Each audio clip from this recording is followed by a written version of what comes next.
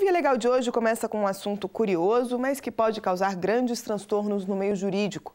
Como regra, uma pessoa só consegue se livrar da pena prevista para um crime se provar que é inocente. Mas existe uma possibilidade legal de evitar a punição mesmo quando a culpa é confirmada. Saiba como isso é possível na reportagem de Eliane Wirtman.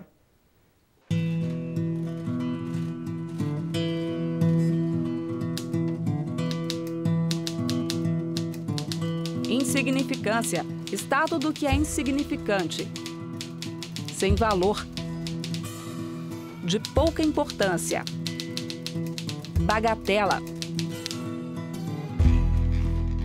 Pode parecer estranho, mas esse conceito é usado pela Justiça brasileira para explicar o fato de alguns crimes não precisarem ser punidos, pelo menos não no rigor da lei. Mas calma aí, você vai entender melhor essa história que começou lá atrás, ainda no tempo do Império Romano. Foi naquela época que surgiu um instrumento jurídico chamado princípio da insignificância. Por esse entendimento, não cabe ao direito penal ocupar-se de bagatelas, crimes de pequena importância que não causem prejuízos à sociedade. É o caso de quem rouba um shampoo ou um sabonete, por exemplo. O princípio serve para tentar evitar situações como a que aconteceu recentemente na mais alta corte do país. Ministros do Supremo Tribunal Federal se reuniram para decidir o que fazer com um homem acusado de roubar um engradado de cerveja. Detalhe: todas as garrafas estavam vazias. Uma corte constitucional que devia estar preocupada e ocupada com as questões relativamente relevantes para o país, o Supremo aqui e acolá se ocupa com estas questões insignificantes e aí acaba aplicando o princípio da insignificância. Esse tipo de processo acaba chegando ao Supremo por um simples detalhe. O país não tem uma lei que regulamente o princípio da insignificância. Com isso, as ações são analisadas caso a caso nas instâncias inferiores, com base no entendimento de cada juiz. Os juízes, de um modo geral, eles têm a sua independência para julgar, né? O juiz julga de acordo com a sua convicção, com a sua formação. Existem juízes mais liberais e existem juízes mais conservadores, mas isso é do nosso sistema. Uma das grandes dificuldades que o juiz tem é exatamente identificar, no caso concreto, se o princípio da insignificância será aplicado de maneira adequada. Apesar da possibilidade de julgamentos divergentes e da falta de regras, o subprocurador-geral da República explica que o princípio da insignificância tem sido adotado com frequência no país, tanto pelo Supremo Tribunal Federal quanto pelo Superior Tribunal de Justiça.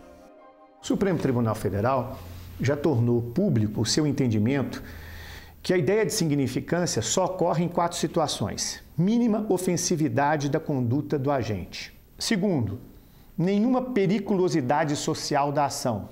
O terceiro requisito é a reduzidíssima reprovabilidade no comportamento. E, por último, a inexpressividade da lesão jurídica provocada. Mas esses critérios não valem para os casos em que a vítima do crime é a administração pública e o agente, um servidor público. Neste caso, não há princípio da insignificância que livre o acusado da pena. Este é o entendimento do Tribunal Regional Federal da Primeira Região, que condenou um funcionário da Caixa Econômica Federal em Ibirité, Minas Gerais, por ter se apropriado de forma indevida de R$ 130.